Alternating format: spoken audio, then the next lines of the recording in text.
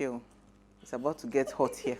So if you're just tuning in, it's our ladies' night out, and we're discussing this secure Ikoyi video that surfaced. And I mean, tell us wherever you're living, if you can call, tell us if you feel safe, just going to your house, because this one is not an Ikoyi matter as far as I'm concerned. Please let us hear what you have to say. Remember, you can join this conversation. Tweet at us at PlusTvAfrica1 with the hashtag WeShow, or send us an SMS or WhatsApp to 081-803-84663. We'll also open our phone lines. If you want to call in, please keep it within a minute and turn down the volume of your television set. All right, Uti, you're going to take me on which one again? You said, please, I just want to be clear. Yeah. My issue is not that it's Ikoyi. My issue is not that it's this video. If you want to use the terminology in this video, every single middle class to upper class neighborhood in Nigeria is under siege. Because right next to you, wherever you are, like I said, these people exist. Everybody's trying to make a living. Now, because we have gotten so used to doing the work of the government, we make statements like, oh, people don't care how the people that work for them, da-da-da-da-da. We don't have a welfare system. We don't have a transportation system. We don't have a housing. We don't have a housing system. These are things that the government naturally should provide. Yes. So what we then end up doing as people is that we then target the rich and say they're not doing enough. Now, could they do more? Yes. But as the good Lord said, the poor will always be with us, because these things have to be done in a certain way. It cannot be done by, how many, in the grander scheme of 206 million people, how many of us actually, there's 6 on top of the million, at least as at the last time I checked the statistics. Who are the rich people? How many are they? Okay, let me take Vincent. Vincent will answer you. Thank you for calling. Hello, good evening. How are you guys doing? We're good. Thank you for calling. Let's hear what you have to say. Have you guys talked about what government has been breeding? Look at Boko Haram, uneducated kids of 20 years, 30 years ago. They've become a nuisance. Lagos now, you have people migrating in because of insecurity all over Nigeria. The kids, small kids, they don't go to school. What do we expect in 15 years from now? Thank you. Have a good night. Thank you. I was coming there. I like what he just said. There is a documentary, even though I think it's a basic documentary, but it can be used right now as reference on Netflix, called Our Boys. Now, what they did is to profile some of these street urchins. I'm always looking for the nicest word to use. They profiled them, and one of them was talking about how he has 20 siblings. And he had to come from wherever because his family cannot take care. His father is polygamous. I think his father married 3 wives, and they produced 20 children. And again, it reminded me of how the barrier to family planning is also an issue in this country. When you raise it now, religious people will tell you, oh no, Oluwa lon tomo. If you give birth to 20, God will take care of them and all that. But you have given birth to the 20, and there are street urchins everywhere. They are now the people that are being referred to as trespassers and hoodlums, and nothing is being done. And if this is raised, they want to cut your head and tell you, this is Bill Gates trying to what? I think minimize the count or something. I was also going to add to what Vincent said, because these people end up being the ones that are political thugs that are being used. You see this Ikoyi that you are saying, oh, you don't know who they are. During election, the person that did this narrative, he will know who they are during election. Because those are the people that go ahead, babao. And I mean, like, it is so, when I watched that video, oh God, because when I watched that, I felt so bad. Because we have been screaming on top of our voices. Just go to Lekki phase 1 now. You want to turn into phase 1 this night. There are, I think from top of my head, on a steady every night, about 8 of them, 8 boys. They'll come to your window, they keep knocking. Oh, madam, and all of that. So most times, even if the light is red, I beat the traffic light because I know they for wahala. I'm like, it is so scary to drive on the streets of Lagos. So you now come out, you say you do not know who they are. You know who they are. Because these are the people you are going to use when elections come. These are the people. You can't come out to say you do not know them. And this thing spans across from every angle, every look and cranny in Lagos. These people exist. You have not provided quality jobs. There are no industries where these people can be mopped up to say, okay, they are working in industries. There is nothing. So what do you expect? What did they say about the idle mind? Calm down. Take it easy. The challenge Okay, of Nigeria. wait, Oti, sorry. Before you say the challenge, We don't have a lose your call. thoughts. Richard, thank you for calling. Ah. Yeah, good evening, guys. Thank you for calling, Good Richard. evening. Yeah, the so-called guys they call bandits today, ravaging the north. They actually use them for something, and after what they use them for, they dumped them. And the guys, because they don't want to be dumped, they decided to be useful to themselves and to cause users to the society. This thing you're talking about, I like the way she started her own line of thought where she said, it's not just Ikoyi. I say in my estate on the mainland, during the lockdown, what I saw with my eyes, I said, Uwa, for 2 straight weeks, we all came out from our houses and we were the security for our houses 1 million boys. and for the estate. These guys, they call street urchins in Lagos.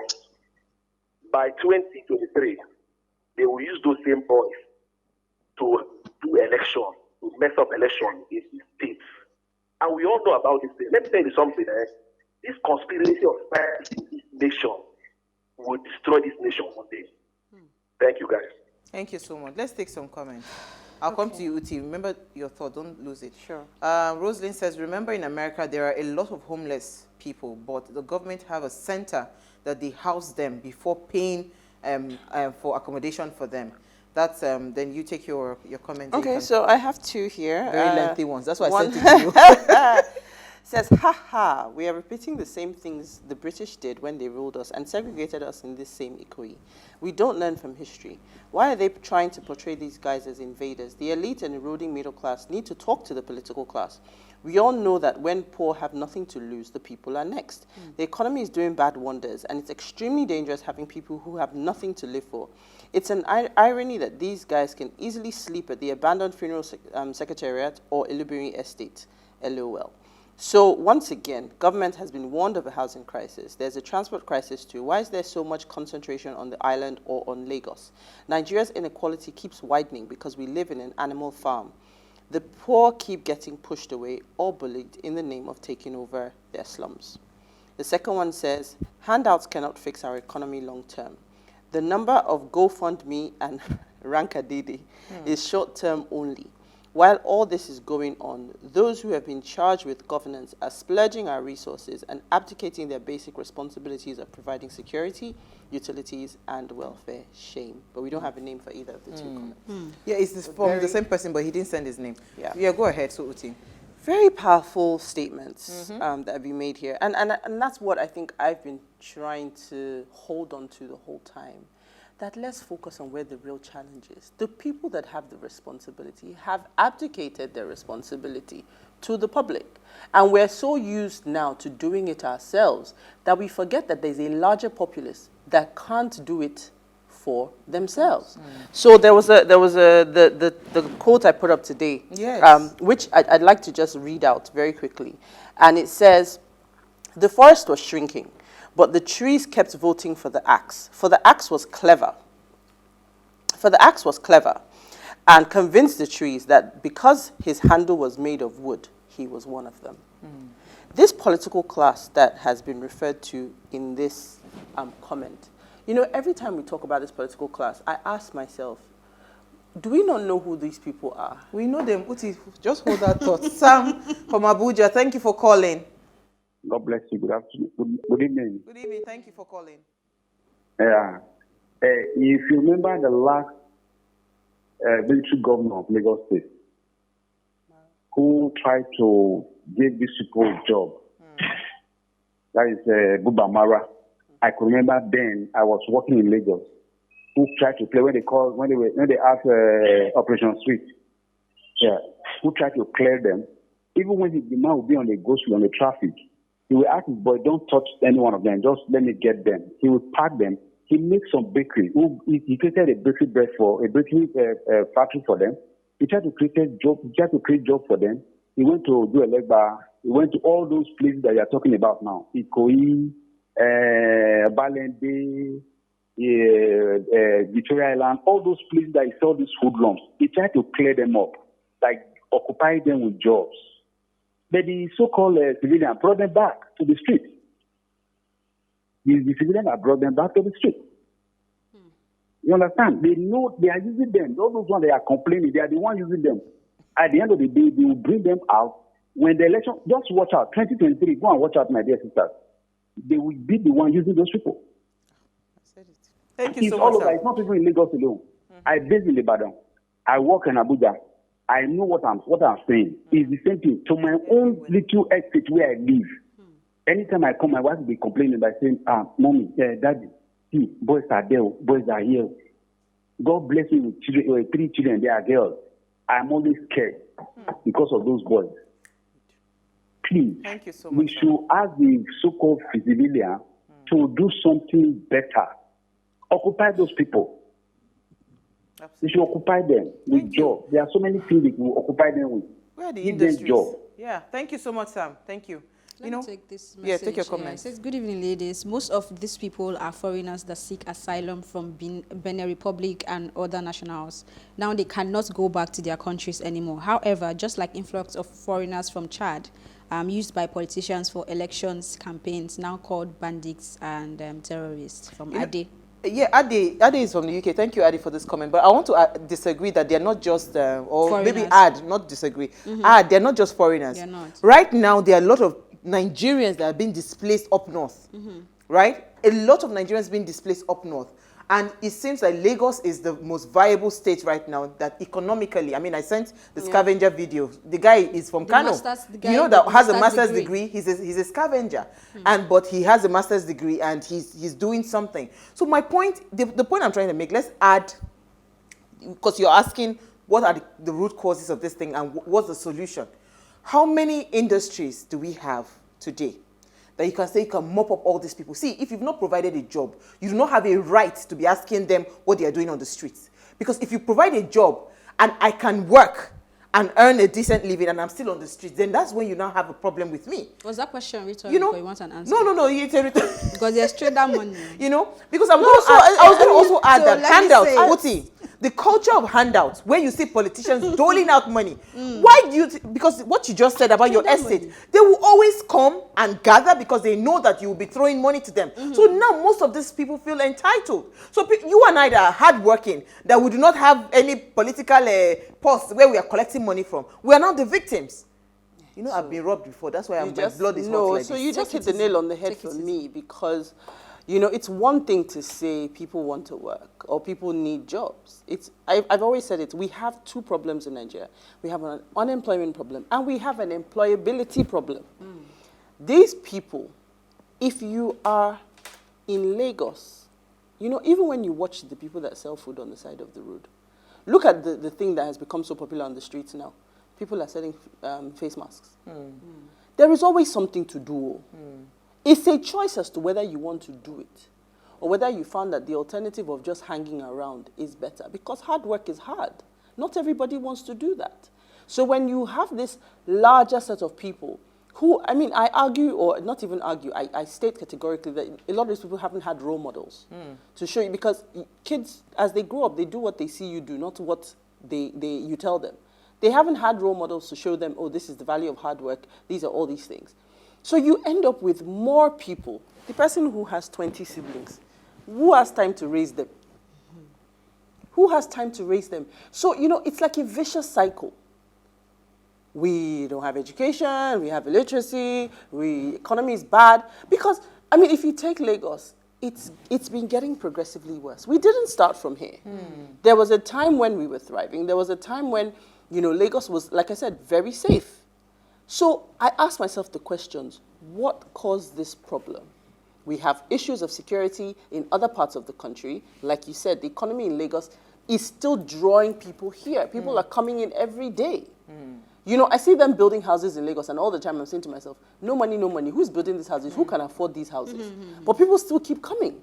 They're still buying cars. So for every area that opens up where these people are building houses and people are buying houses, the people that don't have money too, they are seeing neighborhoods to come to where they can work, where they can beg.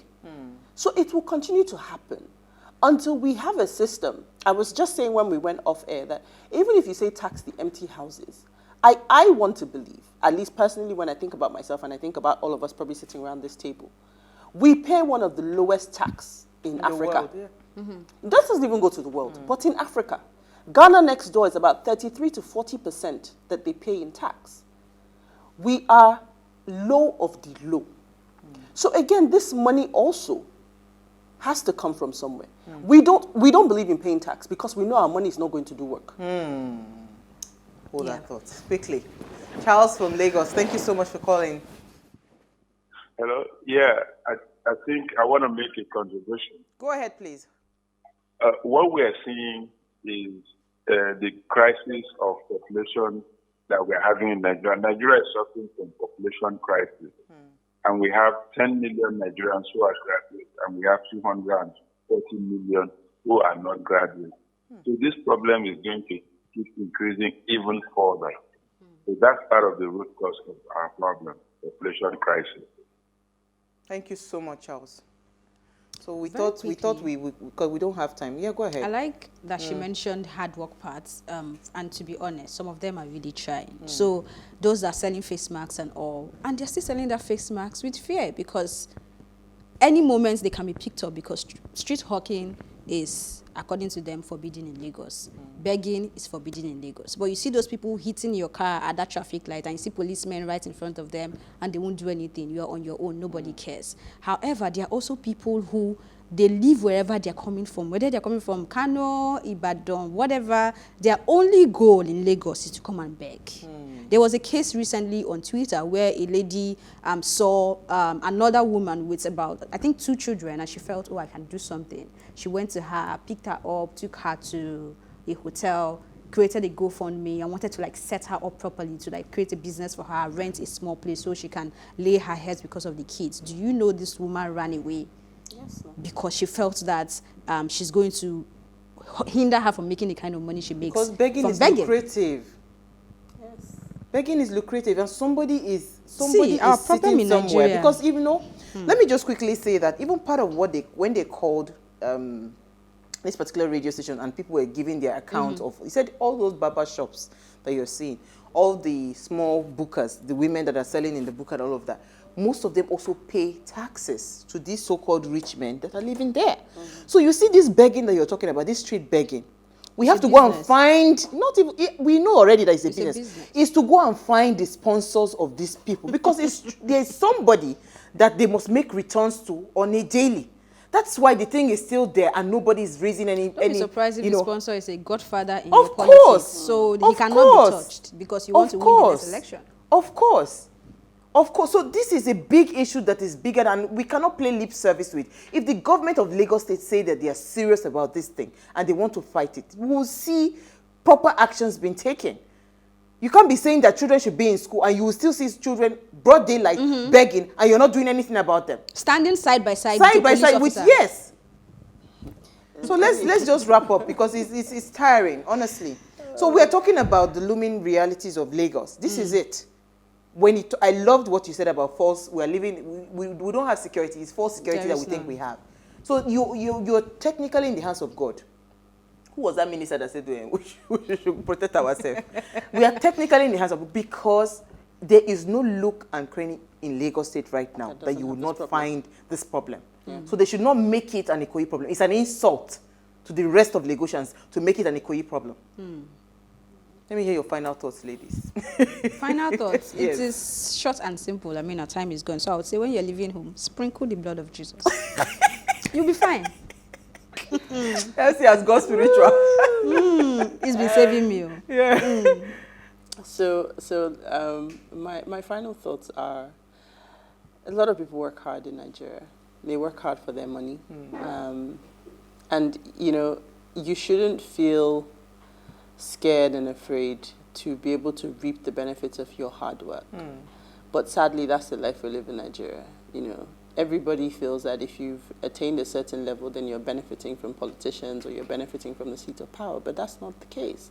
We did at one point have a thriving middle class, even though now it's disappearing. And that's because some industries opened up, telcos opened up, banking opened up. All these people have worked hard. So I just, it will fall on deaf ears, I know, but it's really to try and get people to think that it's okay. People work hard, and it's okay to have money. The poor you know, I said it earlier, always be with us, but the responsibility of what we are doing lies with the government, lies in having programs that work. I love when you talked about family planning. You know, we're exploding. And, you know, it's funny, but I remember that video during the lockdown of the woman who was shouting that to the husband, leave me alone, I'm tired. You know, we have a problem. You know, and these problems, every Nigerian can close their eyes and list all the problems that we have. We now need to treat it. Like if you had a business and you had 6 issues, it's a process of elimination. How do I fix number 1? What's the low-hanging fruit? Which one can I quickly fix? Our government needs to give us something. Security, what's it called? Transportation, housing, industries. We need more of industries to mop up these people to work. You know, this security thing, it touches everybody. Food insecurity. Okay. All these farmers that cannot farm right now. Well, that's another conversation. But we're definitely going to keep talking about this because this is not something that's a one-off. It's something that we'll keep talking about. We just thought to, you know, to bring this Ikoyi. Don't make it about Ikoyi, please. We have everywhere in Lagos is under siege. All right, thank you, ladies. Thank you, Elsie. Thank you, Uti, our African queen. All right, so Ways was birthed from the need to inform, inspire, and influence lives towards action. And this year, we started our CSR focused on curbing unemployment in Nigeria. So if you're a company, please partner with us by allocating internship slots. And if you're a job seeker, keep watching Ways and follow us on all our social media handles, as this will be an all-year-round engagement. So tell your friends to keep all eyes on Ways. Now, in case you missed today's quote, here it is again. Our lives begin to end the day we become silent about things that matter. This is really a big issue, and we can't keep silent about it. We'll see you tomorrow live at 8 p.m. as we bring another great conversation to your screen. Enjoy your evening.